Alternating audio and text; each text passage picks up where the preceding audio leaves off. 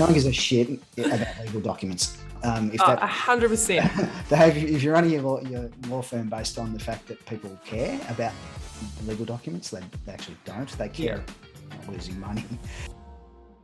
Well, I would like to welcome Martin Richardson from Ready, Set, Recruit Legal. Welcome, Martin. Thank you. Thanks for having me. So Martin is based in Melbourne and his firm has a focus on recruitment law, helping recruiters. I'll let him talk a bit more about that in a minute. But to start off with, Martin, can you please tell us a bit about the mission and vision of your law firm? Yeah, happy to. So mission, something I've only really come up with recently. So my mission is to, and this may resonate with the audience, is to change the perception of lawyers so I can actually help more recruitment agencies impact the working lives of others. And together we can then impact more lives. And just to break that down, the perception of lawyers is something that's been with me throughout my career, about 20 years now. It's this kind of perception that people have, this preconceived perception of lawyers. And that really frustrates me as a lawyer at times. And recruitment agencies who are my niche or my ideal clients, whatever you want to call them, they not a reluctance to work with lawyers, but it's new to them. So within my niche, I'm probably the only person in the country here that actually says that they specialize in it. There's employment law firms that do it and other firms, but no one kind of has my focus on it. So there is this kind of perception, I think, that lawyers aren't. Why does a lawyer focus on this, basically? So, but they have lots of risk in their business. So my view is, well, if I can get them to think differently about lawyers and the law and the legals in their agency, then I can have a greater impact on more impact on the working lives of others, which is also a passion of mine. So, yeah, I love that. I love a sort of a mission and vision that's kind of like bigger than ourselves or bigger than the business that we operate in, and that's a really good example of that. And what about values? Like, how do you sort of bring your personal values into the core values of your business? Another wonderful thing, integrity and all these wonderful things. So curiosity is one of my key values, or values, I should say. So just asking, I'm just naturally curious. So, asking questions, and that's how I enjoy learning. I don't really like hanging out with lawyers, if I'm honest, and we might get to that. But, I think being curious is a really strong value of ours. Sense of humor. We don't take ourselves too seriously. Obviously, we take our work seriously, but we don't take ourselves too seriously. Yeah. So that's really a value, staying true to that. I think empathy is a really strong value as well. So empathy it comes back again, I guess, to that first value of curiosity, just putting yourselves in the shoes of your client and other people, and being empathetic about where they're coming from, and then helping them be empathetic about their own clients. So they're probably the three main ones. Yeah. And I know that sort of living and breathing core values in a business, it's like it's always a work in progress, right? Like there's always sort of more to do. So how do you sort of bring your core values into your business and make sure or work towards them or to them as much as you can? Yeah, it's a good question. I speak to them a lot in my content. So, on LinkedIn, and I did a post yesterday about, funnily enough, the websites, or this week, maybe Monday, about the websites of recruiters. So that I use my content to reinforce in my own mind, if that makes sense. So I have to remind myself, because that's what you're saying as well, right? It's, you need to constantly think about them and remind yourself of what drives you in your business. Yeah. Values point of view. So I don't know if that helps, but that's kind of how I do it. I just bring myself back to it, and I have them here on the wall. And sometimes if I'm having a bad day or I've got an email and I want to do a grumpy response, well, am I leaving my values around empathy? Yeah. It's the other person send me that email. So yeah, I love that. And Martin, tell me about your team. What is it? How many people have you got, and what are their roles? Yeah, so I don't employ anyone in a traditional sense. I have previously, but I don't now. So I have a VA, a virtual assistant in the Philippines, who is about to go full time, which is fantastic. So she's dedicated to me. It's through a company, but she's dedicated to me. She's awesome. She's really good. I've used external teams, copywriter. I use an external graphic design freelance. business. They're up in Port Macquarie here in New South Wales. Yes. And then I have a business partner, by the way. So I have a business partner who's an HR specialist, which we haven't Right. So she doesn't do a lot in the recruitment space. We've kind of got this hybrid business where we started out, we used to work together at one of the large recruitment agencies. But so there's the two of us. So we're both business owners, but we kind of have different niches. But we cross over. So yeah, we don't have any permanent employees. We used to have some, but we don't. And yeah. And so your VA, so I know that, a lot of lawyers, well, not a lot, but some lawyers are starting to use VAs and it's becoming more of a thing. So can you tell me a bit about your experience with sort of recruiting and working with a VA? Yeah, a few false starts, if I'm honest. Yeah. And I really struggled, and maybe this is where everyone struggles, and I certainly did, is you don't know what you don't know. So you kind of have this idea, there's all these things you want to get done, but if you can't articulate that to someone, how can they do it for you? And for me, I struggled to find a company in the middle that could help bridge that gap. And I finally found one, and it was their ebook. So if anyone wants to think about lead magnets, it was their lead magnet, their ebook, which basically set out everything a VA can do for you. And I read that and went, oh, these guys, this is exactly what I want. So they gave a blueprint in their lead magnet about what I wanted. So that really helped. Yes. And so that was great. And the other thing is I have a dedicated VA, but this particular business, and I'm not just spruiking them, but it's been successful for me, is they have their team of VAs and they manage them as a team. So even though she's dedicated to me, Abby, they manage them as a team so they can all share and bounce off each other. So if I ask her to do something and she doesn't know how to do it, it's her first thing. I mean, she'll have a go at it, of course, because she's great, but she can just contact all the other VAs and say, hey, have you worked with ConvertKit? Or because I guess some of them will be specialists in some software and others. And so being able to tap into that network would be important for them. Yeah, and we talk every day. So 4:30 every day. If you that's the other thing. You have to be in constant communication because they're in a different country, in my case, in the Philippines, and you need to be able to give that direction. It's not fair just to assume that they get it, they understand you the first time. Yeah, I suppose Philippines is not too far behind. 2 hours. 2 hours, yeah. So that's all good. The language is fantastic as well. Her language skills are exceptional. Her knowledge skills and everything's great. So it's a great experience now, but a few false starts. Yeah, as there often are with everything. So tell me, let's talk numbers for a sec. Can you tell me a bit about your monthly revenue and how that's grown for you or changed for you over the last year or two? Yeah, so last year was a bit of a funny one. We kept flat, but what's been interesting is for me, so my ideal client hasn't always been, I've had lots of other clients, I guess is what I'm saying. I came from an in-house kind of background, so I had lots of commercial clients. So I've managed to change the mix, probably 99%. It's basically nearly all my work. I've kept 1 or 2 clients that I enjoy working with that aren't recruiters, but I've changed my mix over the last 12 months, particularly through the COVID period, and kept my revenue pretty much flat through that period. So to me, that's a win in the sense that I've managed to replace my income or my revenue with my ideal client. And now my growth's accelerating over the last, I've just looked at the figures this morning. So our net profit averages pretty well. We averaged probably, last year around 37%, which is a pretty good net profit. Absolutely.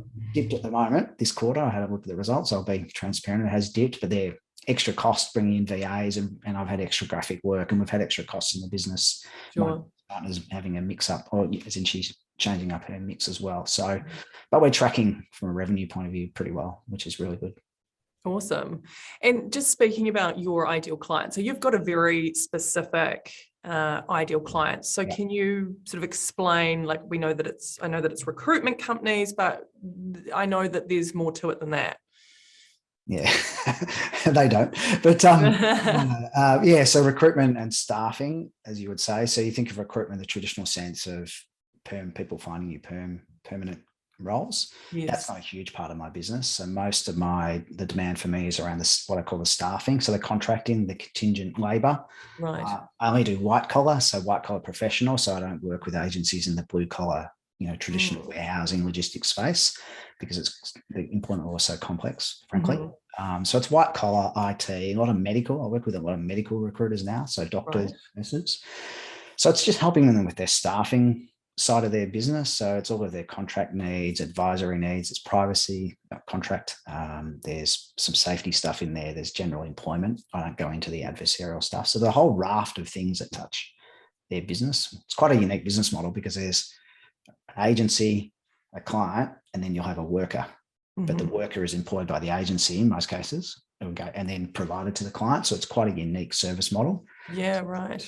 There's a lot of risk in that. So so that's basically it. And now I'm doing more training, which is the other part of my mix, to come back to that. So I'm now starting to do more of the consulting training stuff, which I'm happy to talk about as part of products and stuff when we get to that. But yeah, that's changing for me as well in what I'm offering to them, not just doing contracts for them, basically. Yeah. So talk about that. What is it that you're offering to these clients?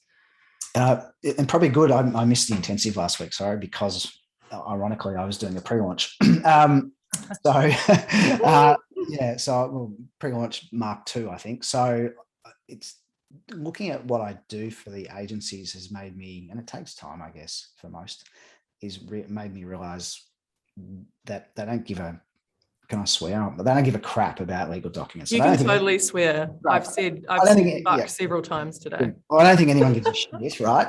No one gives a shit about legal documents. I don't matter who you are. 100%. If you're running your law firm based on the fact that people care about legal documents, they actually don't. They care not losing money and making more sales, right? So as we all know, and that's a challenge for lawyers, but that's made me realize that I felt like I'm always constantly swimming upstream from recruiters that are going the other way, because they're in the business of recruitment, and if I'm trying to sell them legal documents, it doesn't quite work. Yes. No urgency necessarily. But then I've realized, when I have started to be more successful in how I package up my legal products, so instead of just providing a legal document, I'll provide all the documents that go around it, so they can actually hit the ground running. And as I was doing that, and I'm being quite successful, then I've realized that I do all this work and help them, the agency owner or the business owner, but then they struggle, because they then have to pick up all this great stuff that I've done for them. And I think it's great. It's better than, frankly, what other lawyers do, because they stop at the terms, and I give them FAQs and toolkits and videos and all this stuff. But then they struggle, because they then have to translate that down to their employees. So that's where I've realized, well, actual fact, why don't I just hit training, basically take that pressure off them. In terms of training the staff, right? Yeah. Interesting. I love how this has been such a sort of iterative process for you. So you look, and each sort of step along the way, you've really looked at the pain points, which has kind of taken you to the next step. Yeah. So that's super interesting. And so so that's what you were pre-launching last week or the week before? Yeah. Okay. Yeah. And what's the reaction to it been? Good. Yeah. So I did this, like I said, this is Mark II. So my first pre-launch. Can you have more than one pre-launch? I guess you can. You can have. I've had many. Yep. So the idea, as many as you need. Yeah, that's right. Good. I've had a few then. So the idea came when I was able to travel. I was in Sydney in June, in that one window that we had to travel, and I was meeting with clients up there. And I was sitting with a client, to give you the backstory, sitting with these clients, and they started talking about their terms of business, which is their main contract. And the MD made a comment about, we need to get this right, but, then we've got to make sure the team can use them. And it was that point I said, well, why don't you do a training course? I can do your terms of business in 2 hours, but honestly, why don't we do this? And he's an ex-teacher. He said, oh, that's a great idea. So I, on the spot, said, well, why don't we just run a 3-week course? Bang, bang, bang. I just made it up. And they went, great. And then they emailed me and said, when can we do it? And they gave me about 2 weeks notice, I think, maybe a bit more. And so I just created a course over 3 weeks for their whole team. And then I've gone to an industry association that I'm affiliated with, and I said, I'm doing this course. And they went, well, can you do that for us? I went, yeah, I can do that.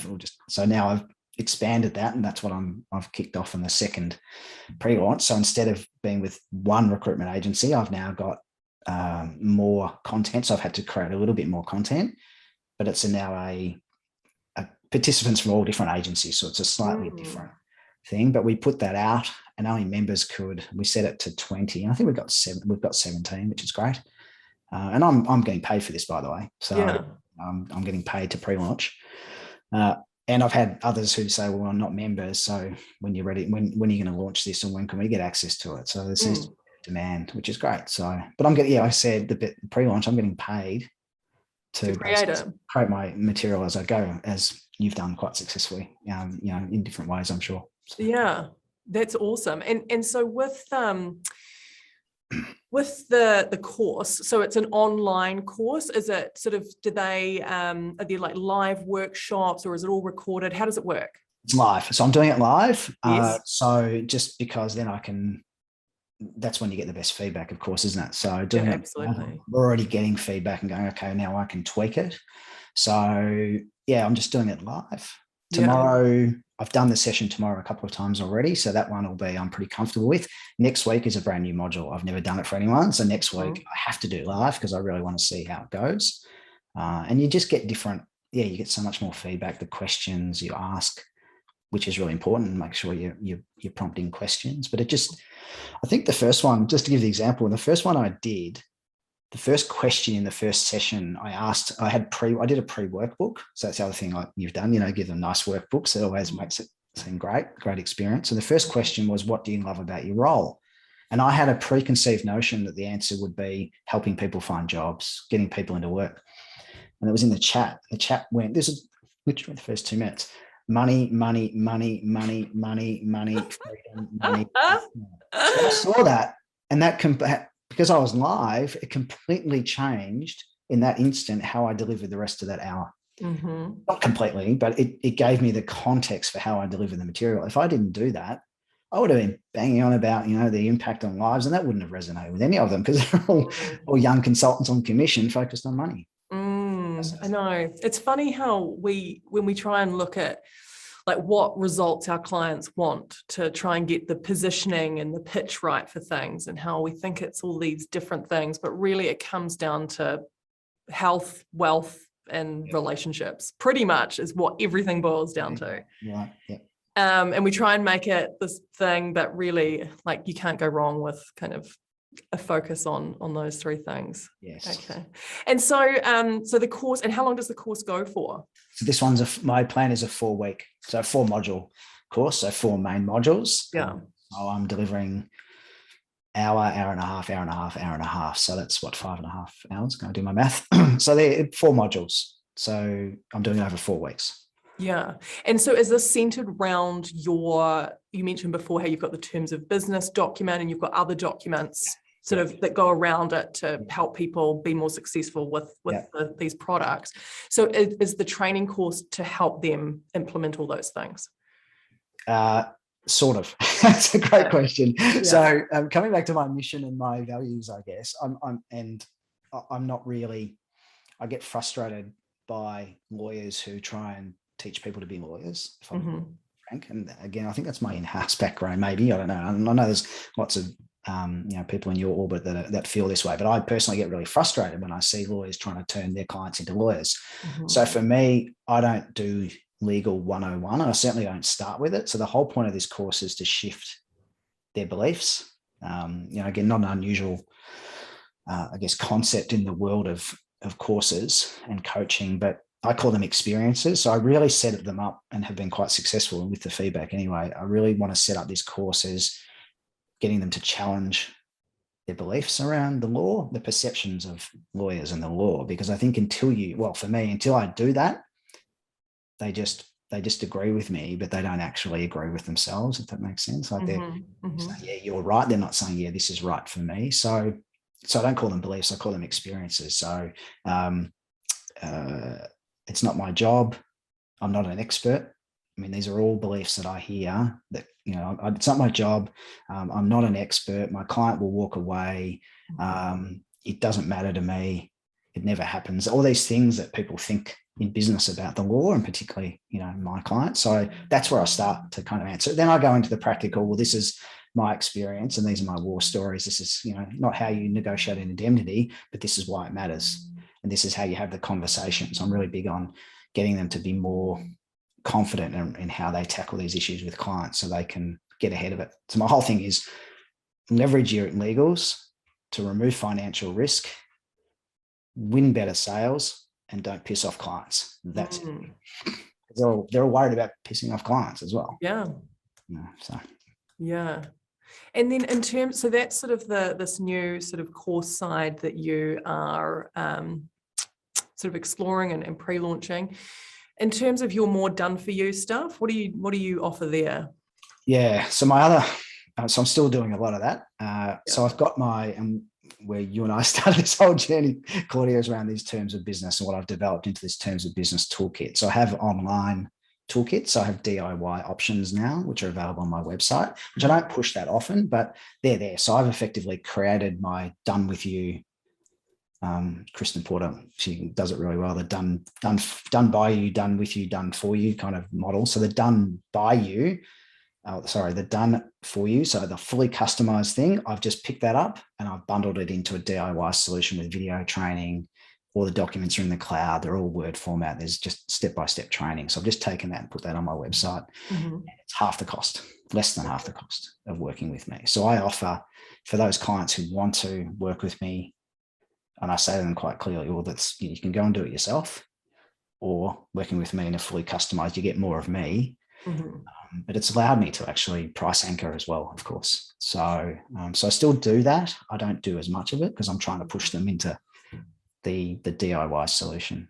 When you say it allows you to price anchor, what do you mean? So I'm better to increase my prices because I've got a DIY option over here, which is attractive if you're in that level of the market, but I can push that price, from a DIY solution, I can put that at a reasonable price because it's reasonable compared to the price I can charge one-on-one, because I can compare them. So I can price anchor my one-on-one working with me price versus the DIY. Is that making sense? That's absolutely. I can charge more for a custom. Yes. Because I can refer them back to a DIY. Yeah. Well, they're both sort of value driven, but for a different type of client.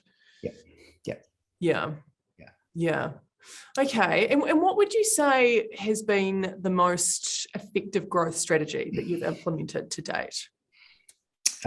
Old school for me. I don't have any fancy SEO or online tips. It's all relationships and networking for me. It's still fundamentally been the best thing that I have invested in because, so affiliating with industry associations, and particularly one, and not wanting anything out of that relationship, but doing webinars for them and providing lots of free content and being on a helpline for them. That's opened up a whole membership to me because they've been really supportive of me. And so that's been great. And then you meet people who introduce you to other people. So now I'm in a private LinkedIn group, which is 15 people who all serve my ideal client.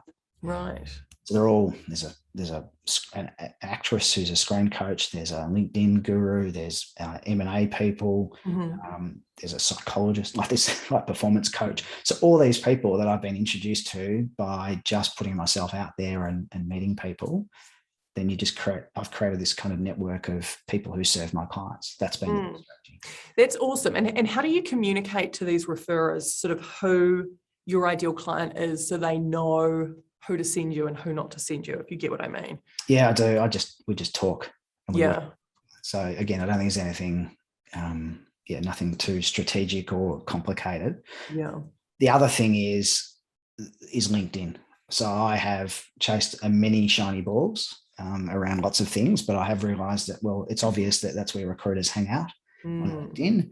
And so I've really been focused on my content in LinkedIn, and that's been really successful and increasingly so. So that's good. So I have an Instagram account, but I've stopped using it because it wasn't getting me quality leads. Yeah. It was just taking up time. Whereas LinkedIn, I get greater engagement. I can provide more content, and for me, for my clients and my audience, more helpful content. So that's your platform. Yeah. What would you say is the biggest barrier to you growing your firm? Probably mindset still.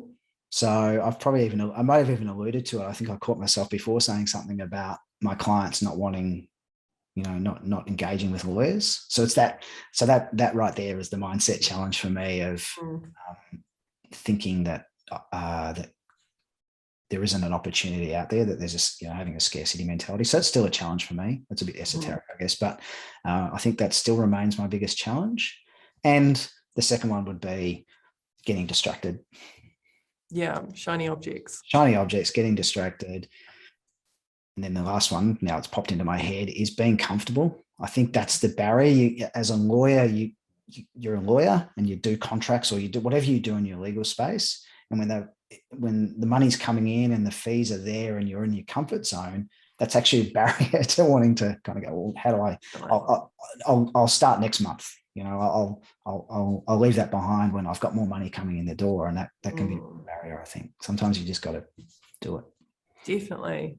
That's certainly in the past when I was practicing law was a big barrier for me getting out of the start gate, was because of all that stuff coming in and prioritizing that because it was comfortable and easy. Yeah. You said before you don't like hanging out with lawyers. Why is that?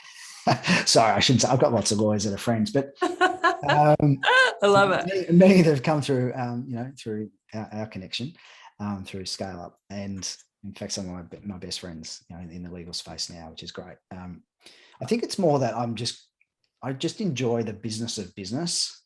And I think I got out of law firms for a reason, and that was really, a few reasons probably. But when I look back, I went into in-house and a great experience across 4 in-house roles. But I just hang out with lawyers, just talking about law. Like to me, that doesn't pique my curiosity. Whereas business and how people work and develop successful businesses, how people perform their role, how businesses work and the mechanics of it, the people of it, I just find that more fascinating. I just like hanging out with people who are doing different things to me, because that way I can grow and learn.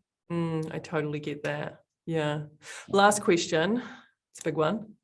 So if there was one thing you could change about the legal industry, what would it be? I probably need to stop thinking it's so special. I don't mean that in a condescending way or facetious way, I should say. So I get frustrated. I get frustrated by the cloak of like this kind of idea that's special. So I think about rules, right? So I'm not picking on individual lawyers. Think about the rules that govern what we do, and we can't charge a client up front to do anything unless we have a trust account. So then we have this whole thing around trust accounts, whereas I can't get a plumber in my house unless I pay their bill before they walk through the door. So I think the rules don't keep up. So I think the legal industry needs to recognize that it's part of business. It's not the other way around, right? Law is a subset of business.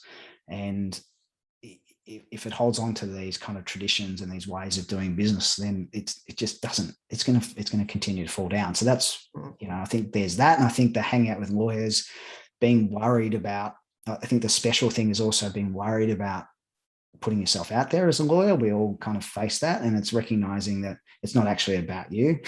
Lawyers aren't your audience. I talk about not hanging out with lawyers, but lawyers don't pay my bills. And if someone has a problem with me from a legal perspective or as a lawyer, well, that's not my problem, right? So this whole concept or this whole thing, I think the law and lawyers, or the industry, not lawyers, but the industry can see itself as being a little bit too special.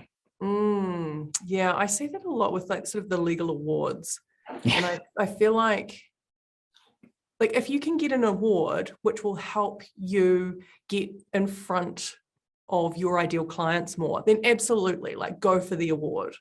But it seems to me like it's very much a I want to look good in front of my peers just cause, rather than it actually being something meaningful for the people that you serve and help. So I think that sort of plays into it as well. Yeah, I think you're right. And a lot of industries do that, of course. Recruiters do that, by the way. But I think the other thing is I'm really proud of what I do. So I don't want anyone to be confused. I'm not proud. I'm really, really proud of being a lawyer. It's such an esteemed profession, and it has a lot of history. So it's just about whether the industry needs to find its voice for business rather than talking at business. Yeah, absolutely. All right. Well, thank you, Martin, and thank you for sharing all that. And congrats on basically replacing, or I don't know if replacing is quite the right word, but making your whole practice, bar 1% or 1 or 2 clients, full of your ideal clients. I think that's really something that many lawyers aspire to. So congrats. Before we jump off the call, can you share with everybody how people can find you if they want to go and check out you and what you do? Yep. So readysetrecruitlegal.com.au. That's it. Sorry, is it Ready Set Recruit? It's Ready Set Recruit, not the legal.com.au. So you can go on there and you can check out my store, for instance. So if you want to see what I'm talking about with my toolkits, yeah, it's a fairly passive website. I don't use it that much. Most of my content is on LinkedIn. So that's where you'll find me. If you want to check me out some more, if you want to challenge me in any of my content as a lawyer. Under Martin Richardson or under Ready Set Recruit on LinkedIn? Under me, both, but me personally. Okay. Awesome. All right. Well, thank you so much, Martin. And I'm sure I will be catching up with you soon at some point. Great. All right. Okay. Bye. If there's anything these past months have shown us, it's that the time to make lasting, impactful change in the legal industry is right now. So I want to challenge you to shake things up and create change today. If you enjoyed this video, please subscribe to our YouTube channel and share this video with your lawyer friends. See you next week.